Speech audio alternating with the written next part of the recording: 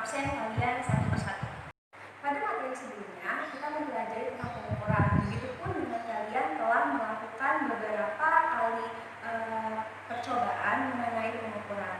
Nah, pada bab pengukuran ini kita pun mengukur baik pengukuran tunggal maupun pengukuran berulang dengan berbagai jenis alat pengukuran. Nah, pada materi kali ini kita akan mempelajari besaran vektor, yang mana besaran vektor pun kita akan menerapkan prinsip pengukuran tersebut dalam besaran vektor kali ini. Nah, pada kompetensi dasar sebelumnya kita telah mempelajari dan menerapkan tentang prinsip-prinsip pengukuran besaran fisis, lalu ada ketepatan, ketelitian, lalu ada kesalahan, kemudian juga ada notasi ilmiah. Nah, pada kompetensi dasar sebelumnya kita telah mengulas beberapa banyak tentang pengukuran. Nah, dari kalian apakah ada yang bisa menjelaskan kembali apa itu pengukuran? Ya, benar. Pengukuran merupakan proses di mana kita mendapatkan besaran atau dimensi atau kapasitas, di mana prinsip pada pengukuran tersebut akan kita gunakan pada materi kali ini, yaitu besaran vektor. Nah, manfaat kita dalam kita belajar besaran vektor kali ini adalah kita akan mengetahui bagaimana sih apa itu besaran vektor dalam kehidupan sehari-hari dan bagaimana contoh penerapannya dalam kehidupan sehari-hari. Dalam kehidupan sehari-hari, penerapan besaran vektor ini dapat kita temui di menentukan kecepatan mobil, menentukan kecepatan suatu benda, lalu kemudian kita juga dapat mengaitkannya dengan arah dari layang-layang, lalu dalam memanah ketika memanah itu menarik sumbunya, lalu ketika itu kita juga dapat menentukan dari kecepatan perahu. Kompetensi inti yang akan kita capai pada hari ini adalah yang pertama, menghayati dan mengamalkan ajaran-ajaran Tuhan Yang Maha Esa. Yang kedua, yaitu menghayati dan mengamalkan perilaku jujur, disiplin, rasa ingin tahu, lalu ada bertanggung jawab, gotong royong, bekerjasama, toleran, damai, dan lain sebagainya dalam berinteraksi lebih efektif sesuai dengan perkembangan anak di lingkungan, keluarga, sekolah, masyarakat, dan lingkungan alam sekitar, bangsa, negara, kawasan regional, dan kawasan internasional. Kemudian, pada kompetensi inti yang ketiga, kalian dapat memahami, menerapkan, menganalisis pengetahuan faktual, konseptual, prosedural, dan metakognitif berdasarkan rasa ingin tahunya tentang ilmu pengetahuan, teknologi, seni budaya, dan humaniora dengan wawasan kemanusiaan, kebangsaan, kenegaraan, dan peradaban terkait penyebab fenomena dan kejadian, serta menerapkan pengetahuan prosedural pada bidang kajian dan spesifik sesuai dengan bakat dan minatnya untuk memecahkan sebuah masalah. Kemudian, pada kompetensi inti yang keempat, kalian dapat mengolah, menalar, dan menyaji dalam ranah konkret dan ranah abstrak terkait dengan pengembangan dari yang dipelajari di sekolah secara mandiri, bertindak secara efektif, mandiri, dan kreatif, serta mampu menggunakan metode sesuai kaidah kalian. Kemudian, pada kompetensi dasar dan indikator pencapaian kompetensi, yang pertama, menyadari besaran Tuhan yang menciptakan dan mengatur alam jagat raya melalui pengamatan fenomena alam fisis dan pengukurannya. Kemudian, dengan indikator, mengenali dan mengagumi Tuhan yang menjadikan segala sesuatu dalam dunia ini dalam keadaan seimbang, yaitu benda memiliki gaya yang besarnya sama dan arahnya berlawanan, sesuai dengan konsep vektor yang memiliki besar dan arah.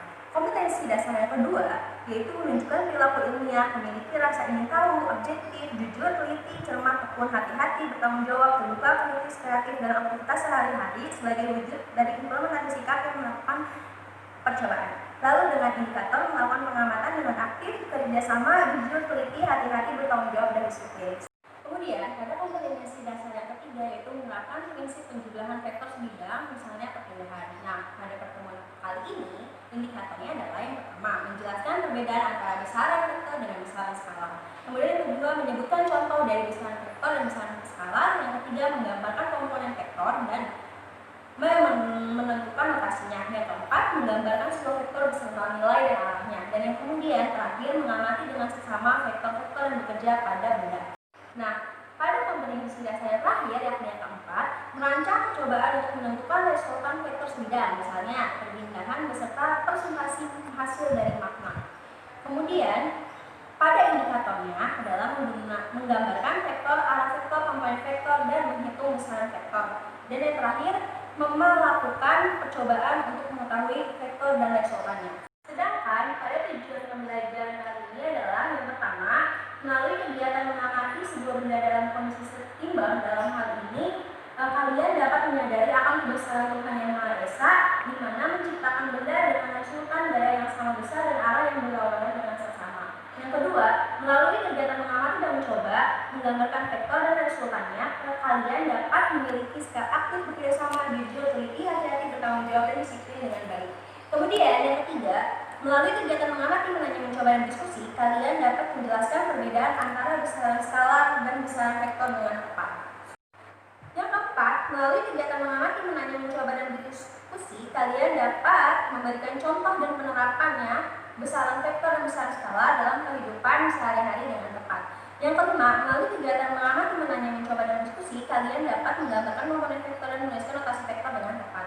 Yang keenam, melalui kegiatan mengamati, menanya, mencoba, dan diskusi, kalian dapat menggambarkan nilai dan arah vektor dengan tepat. Kemudian yang nomor 7, melalui kegiatan mengamati, menanya, mencoba, dan diskusi, kalian dapat mengamati dengan sesama vektor-vektor yang membaca pada benda dengan tepat. Yang kedelapan, melalui kegiatan percobaan resultan vektor sebidang, kalian dapat menentukan besaran resultan vektor dengan tepat. Dan yang terakhir, melalui kegiatan percobaan resultan vektor sebidang, kalian dapat menggambarkan vektor, arah vektor, komponen vektor, dan menghitung besaran vektor dengan tepat. Pada pertemuan kali ini, KKM yang akan kalian capai adalah 80. Jika kalian berada nilai di bawah 80, maka kalian harus melakukan remedial. Bila nilai kalian di atas 80, maka kalian tidak perlu lagi melakukan kegiatan remedial dan kalian dapat mengambil kegiatan pengayaan. Sebelum pembelajaran hari ini dimulai, kita akan melakukan pretest dulu untuk menguji seberapa besar sih kalian sudah belajar tadi malam atau sudah seberapa luas ilmu pengetahuan kalian tentang besaran vektor. Ya, pretestnya sudah Ibu kumpulkan. Kemudian mari kita lanjut ke pembelajaran kita. Ya, sebelum kita mulai pembelajaran, Ibu akan memberikan kalian kelompok dulu berdasarkan hasil dari nilai pretest dan kalian akan duduk di baris sesuai dengan kelompok kalian. Ya, telah kita bahas pada pertemuan sebelumnya, kita telah menggolongkan beberapa besaran dan pengertian dari besaran. Nah, apa sih itu besaran? Ada yang bisa jawab? Ya, benar. Besaran merupakan segala sesuatu yang didapat dari hasil pengukuran dan dinyatakan dalam bentuk angka dan satuan. Nah, besaran itu kita bagi menjadi 4, yaitu ada besaran pokok, besaran satuan, besaran vektor, dan besaran skalar. Nah, sekarang kita akan mempelajari tentang besaran vektor dan besaran skalar. Nah, pada kedua besaran ini, yaitu besaran vektor dan besaran skalar, kita akan menemukan beberapa perbedaan. Pada besaran vektor, yaitu dia besaran yang memiliki nilai dan arah. Sedangkan pada besaran skalar, dia hanya besaran yang memiliki nilai. Nah, sebagai contoh, biarkan Ibu bergerak ke arah kiri. 1, 2, 3. Nah, yang Ibu lakukan adalah merupakan besaran. Ya, sekarang silakan kalian berdiskusi dengan teman-teman sebelumnya. Apa yang telah Ibu lakukan tadi selama 3 langkah ke arah kiri merupakan besaran vektor atau besaran skalar? Ya, apa yang telah Ibu lakukan tadi disebut dengan perpindahan. Di mana perpindahan yang Ibu lakukan tadi adalah 3 satuan dengan arah ke kiri. Tadi Ibu telah melakukan 1, 2, 3. Ibu telah melakukan perpindahan sebanyak 3 satuan dengan arah ke kiri. Ya, selanjutnya apakah ada yang ingin bertanya atas apa yang telah Ibu demonstrasikan tadi? Atau mungkin ada beberapa pertanyaan mengenai besaran vektor dan besaran skalar sebelum Ibu meminta kalian untuk menggolongkan mana itu besaran skalar dan mana itu besaran vektor? Ya, pertanyaan yang bagus. Tadi ada pertanyaan yang menyatakan bahwa apakah ketika perpindahan itu harus dengan satuan-satuan seperti yang telah Ibu lakukan tadi, Ibu telah melakukan demonstrasi yakni bergerak pada 3 satuan ke arah kiri. Nah, apakah satuan itu harus selalu satuan? Jawabannya adalah tidak. Karena pada besaran vektor tidak hanya ada yang namanya perpindahan, tapi ada beberapa contoh dari besaran vektor. Nah, sekarang Ibu meminta kalian untuk menggolongkan mana yang termasuk besaran vektor dan mana yang termasuk ke dalam besaran skalar. Waktu telah selesai, sekarang kita bahas kecepatan. Kecepatan apakah masuk ke dalam besaran vektor atau skalar? Jawabannya adalah kecepatan masuk ke dalam besaran vektor. Maka kita di sini lambangkan dengan angka 1. Lalu gaya, apakah gaya termasuk besaran vektor skalar?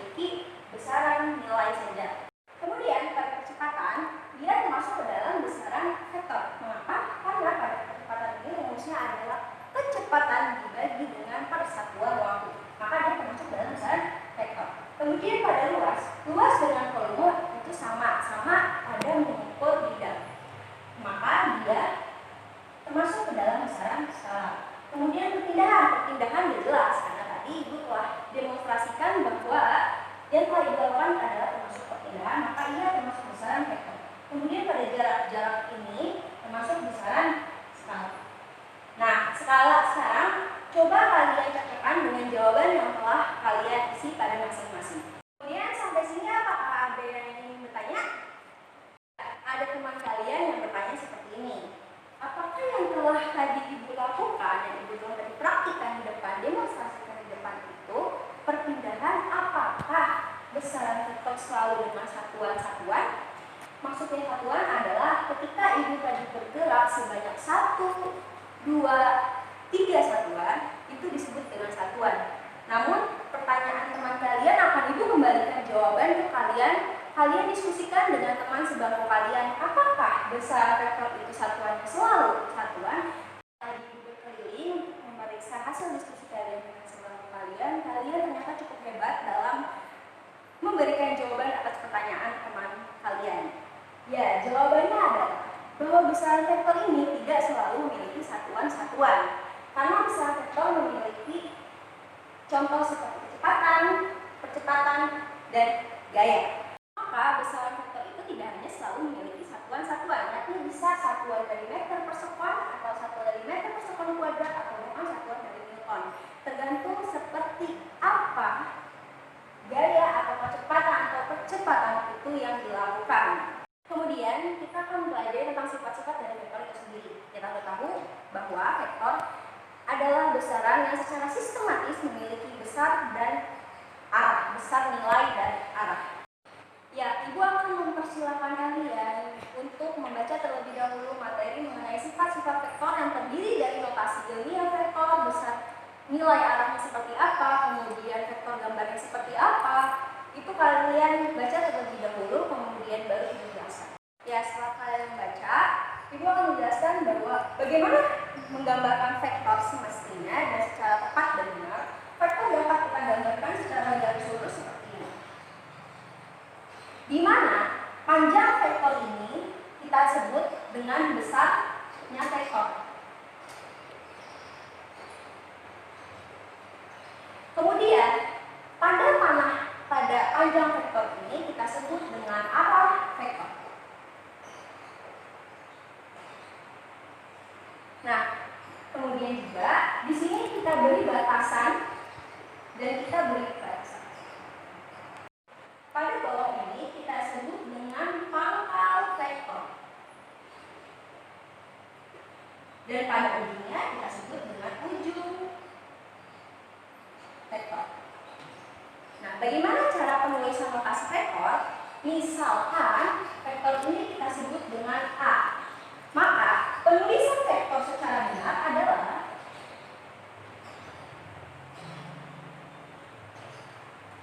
bisa dalam huruf tebal, ini huruf tebal ya, atau hurufnya miring, atau kita berikan nilai mutlak. Ini juga bisa, tanda mutlak. Kemudian ada arah panah di atasnya seperti ini. Ini juga bisa, tanda panah.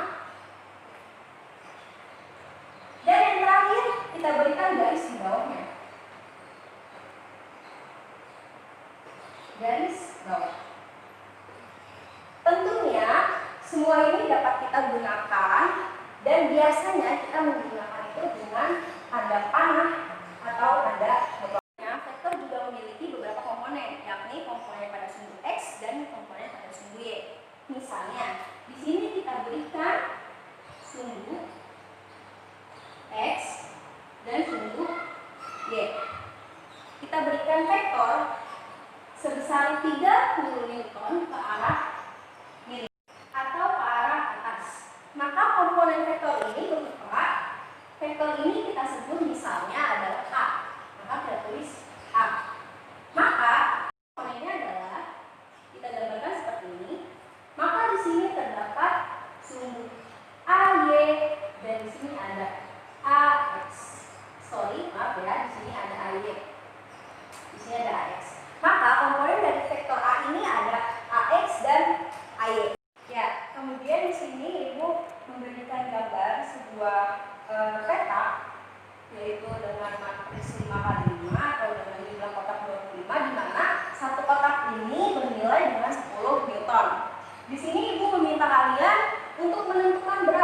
sih besaran vektor yang dianggap oleh panah ini? Misalkan ini panah A, ini besaran vektor B, dan ini besaran vektor C.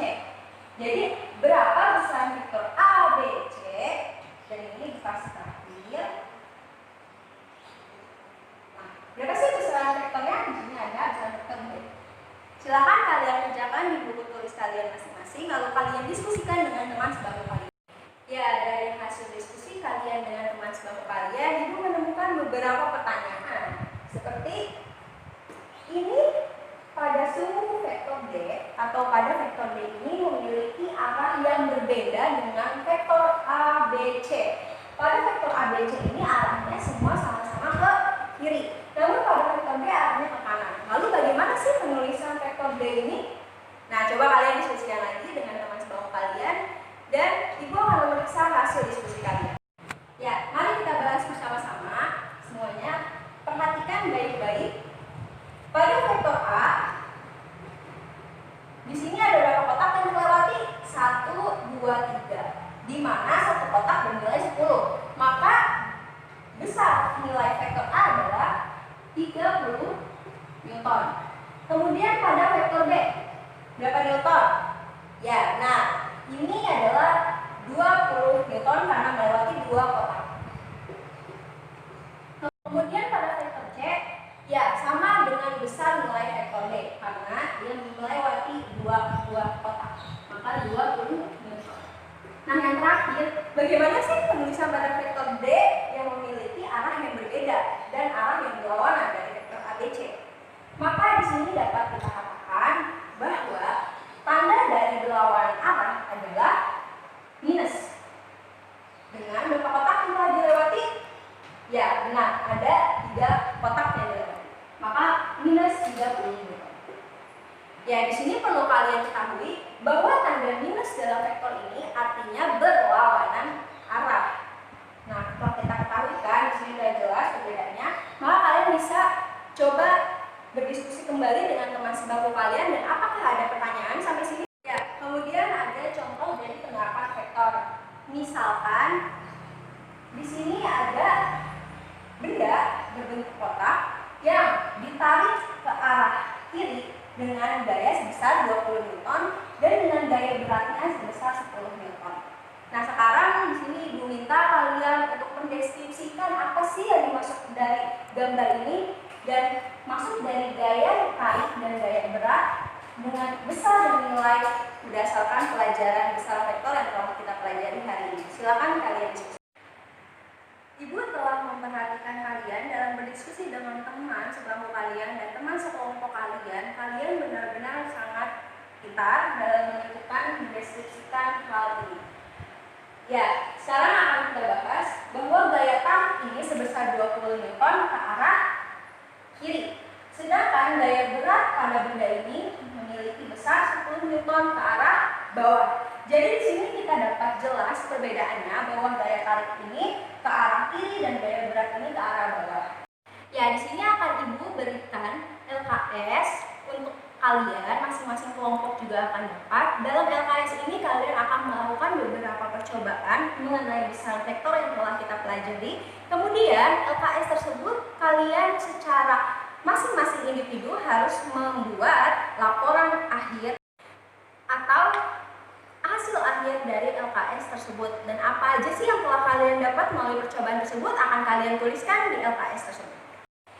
Ya, di sini Ibu telah mengumpulkan hasil akhir dari percobaan kalian yang ada di LKS dan hasilnya menurut Ibu cukup bagus dan kalian benar-benar hebat dalam melakukan percobaan tersebut. Di sini pengolahan data kalian, bagaimana kalian menganalisis itu sudah sangat baik sekali dalam setiap kelompok. Ya, tapi di sini yang Ibu akan nilai adalah hasil kerja kalian, lalu sikap kalian dalam bekerja sama, disiplin, kehati-hatian kalian, rasa tanggung jawab kalian, dan keaktifan kalian. Nah, hasil ini akan Ibu koreksi nantinya. Ya, di sini Ibu akan menjelaskan sedikit dan menegaskan sedikit lagi mengenai besaran vektor. Ya, mungkin kalian telah mencatat di buku catatan kalian sebelumnya bahwa besaran vektor ini adalah besaran yang memiliki nilai arah dan penulisan notasinya seperti ini. Kemudian pada besaran vektor juga berlaku beberapa operasi seperti perkalian skala dan perkalian vektor. Dan juga ada yang namanya pembagian. Selain itu juga pada penjumlahan vektor akan dibagi lagi menjadi penjumlahan vektor secara jajar genjang, poligon, segitiga, dan analitis. Nah, di mana operasi vektor tersebut akan kita pelajari di pertemuan selanjutnya. Ya, sekarang Ibu meminta kalian untuk secara kondusif kembali ke tempat duduk masing-masing, ke tempat duduk kalian yang semula. Selanjutnya, Ibu minta kalian untuk melakukan resume atau merangkum atas pembelajaran yang telah kita lakukan hari ini, yakni besaran vektor. Rangkuman tersebut akan Ibu kumpulkan dan kemudian Ibu nilai berdasarkan apa yang telah kalian dapat selama pembelajaran ini berlangsung. Setelah itu, kita akan melakukan post-test.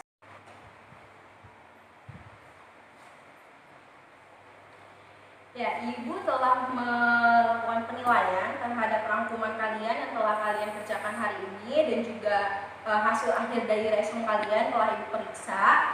Ya, kemudian Ibu akan membagikan post test yang materinya masih sama dengan materi hari ini, yakni materi besaran vektor, di mana post test tersebut Ibu akan mengukur seberapa besar dan seberapa banyakkah materi yang telah kalian tangkap untuk hari ini. Ya, post test juga telah kalian lakukan dan alhamdulillah kalian telah melaksanakan serangkaian kegiatan pembelajaran pada hari ini. Kemudian Ibu akan merefleksikan materi pembelajaran pada hari ini, yakni besaran vektor. Besaran vektor ini merupakan besaran yang memiliki nilai dan arah. Dan lagi-lagi contoh penerapannya dalam kehidupan sehari-hari begitu banyak sekali dan manfaatnya juga banyak sekali ketika kita mempelajari besaran vektor. Pada contohnya, layang-layang yang dimainkan oleh anak-anak, lalu perahu yang mencoba didayukan pada sebuah sungai, kemudian juga ada kecepatan pesawat, kecepatan motor, ada banyak sekali besaran vektor yang kita dapat pelajari dalam kehidupan sehari-hari. Ya, kemudian Ibu juga akan memberikan kalian tugas rumah berupa ada di buku paket ya, silahkan kalian buka di halaman 92 sampai 93, silahkan kerjakan bagian esai dengan total jumlah soal ada 5 soal. Kemudian kalian analisis satu persatu dari soal tersebut. Kemudian pada pembelajaran selanjutnya atau pada pertemuan selanjutnya kita masih tetap belajar mengenai besaran vektor ini, namun yang akan kita pelajari adalah operasi dari vektor.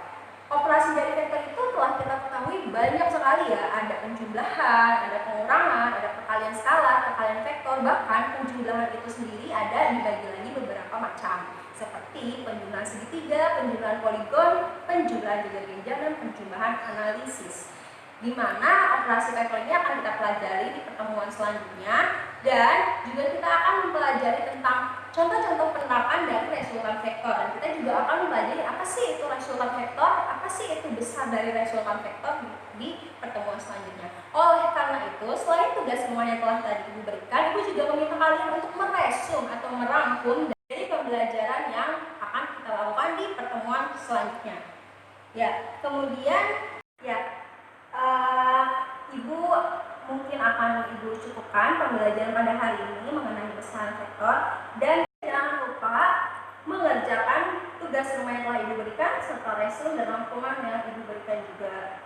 Ya, kurang lebihnya mohon maaf. Pada pertemuan kali ini kita ucapkan alhamdulillah bersama-sama. Alhamdulillahirabbil alamin. Wassalamualaikum warahmatullahi wabarakatuh.